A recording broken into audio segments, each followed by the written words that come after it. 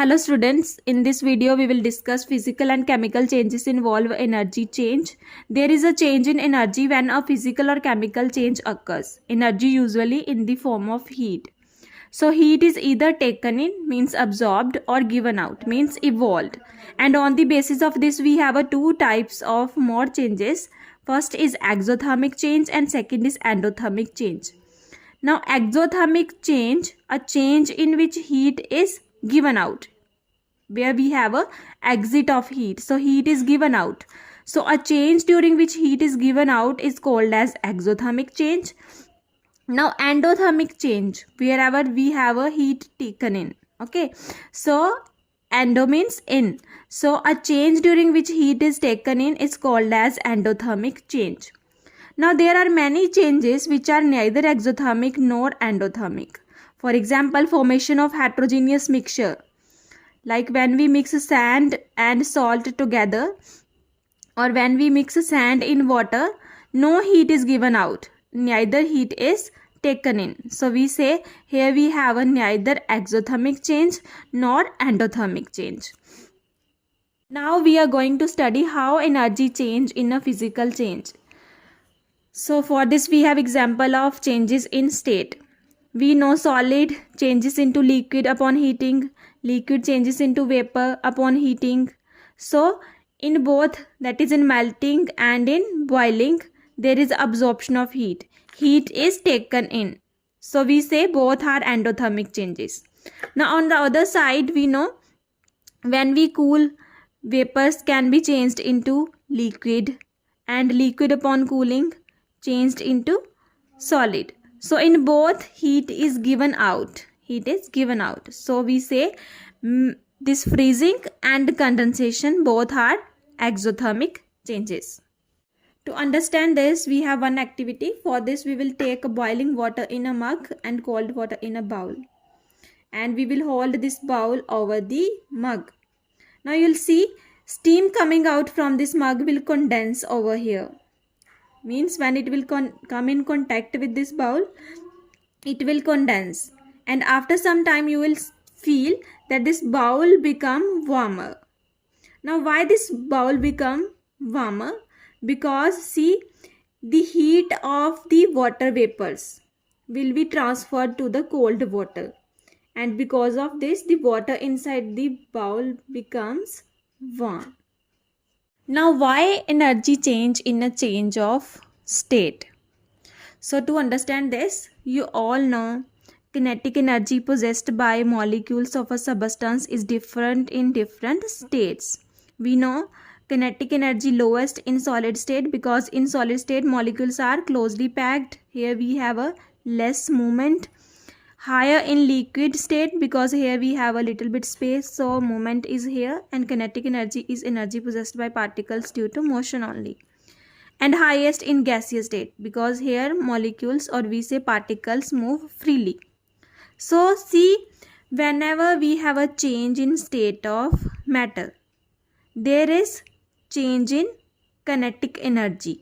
So for example, if we are converting solid into liquid, solid having a low energy, liquid having a more kinetic energy, so we have to give some kinetic energy, means we have to give heat.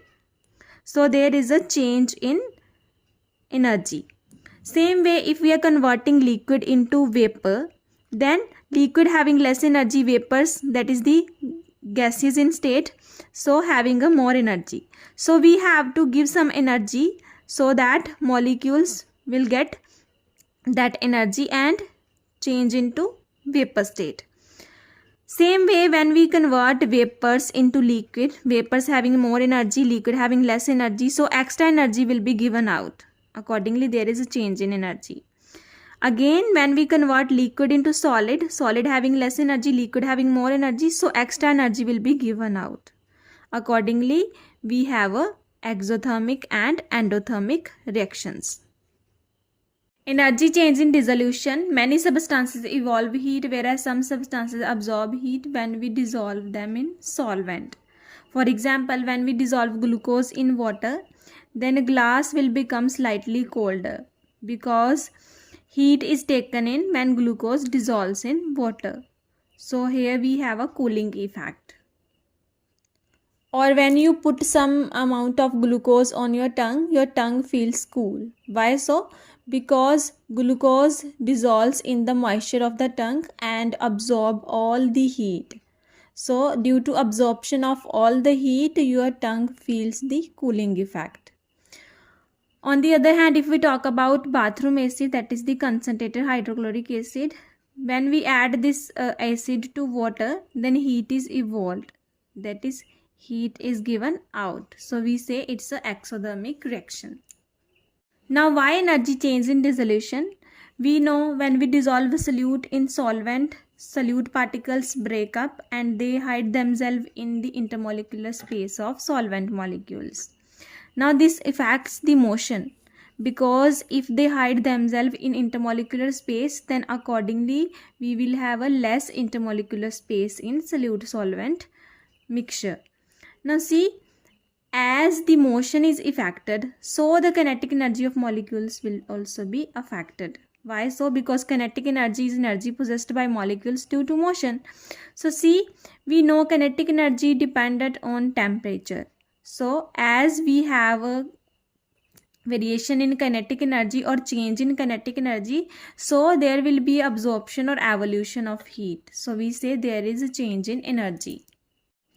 Next we will study energy change in a chemical change. In almost all chemical changes we have a change in energy. First of all, we will talk about burning. So when we burn any combustible substance, then we get both heat as well as light. So there is a change in energy, because heat is a form of energy. Then photosynthesis.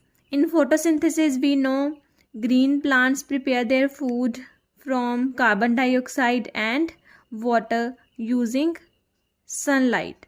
So this sunlight is nothing but a energy. So we say photosynthesis is a process in which there is a absorption of energy, that is the absorption of sunlight. Okay, so here we have a change in energy. Next is slaking of lime. Slaking of lime is what? When we add water to quicklime is converted into slaked lime. This is called as a slaking of lime.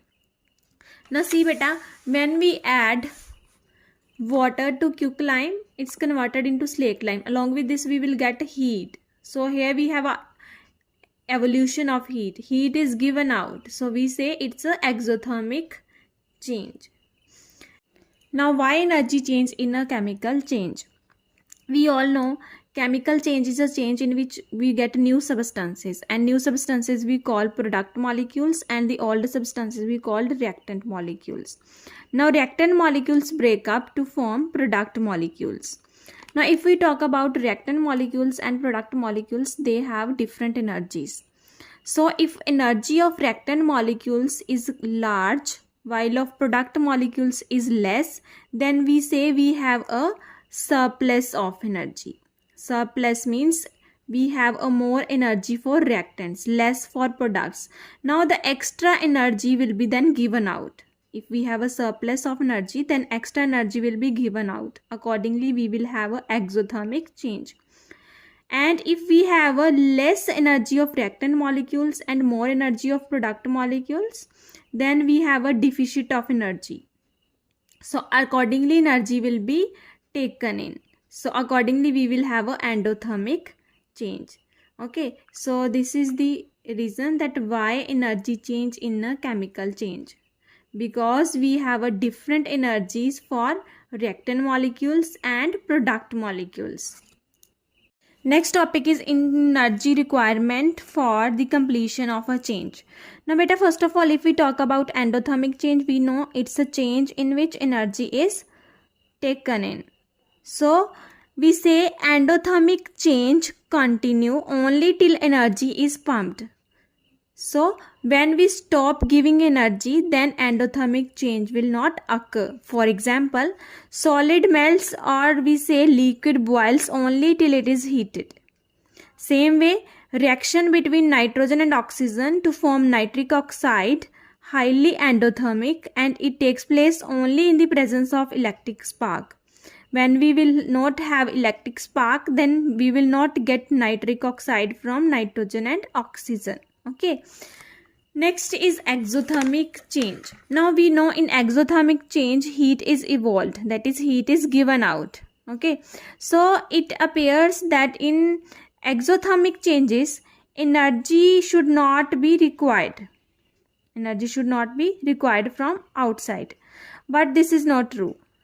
In some of the exothermic changes energy is required to initiate a change. For example, if we talk about reaction of hydrogen with oxygen, so hydrogen does not react with oxygen when these two are mixed. They react only when they are kindled, means when we will give a little spark to the mixture. After giving a little spark, reaction will goes on. Next, a piece of coal, wood, paper. We know the burning is a exothermic change, but a piece of coal or wood or paper does not burn unless lightened. So we have to give some energy firstly to initiate a change. Same way, reaction between iron and sulfur to form iron sulfide is exothermic, but if we mix iron fillings and sulfur together, then reaction will not take place. Reaction will only initiate when we heat this mixture. So first of all, we will give a slight heat to the mixture, and after this heating, then reaction will goes on and it will complete.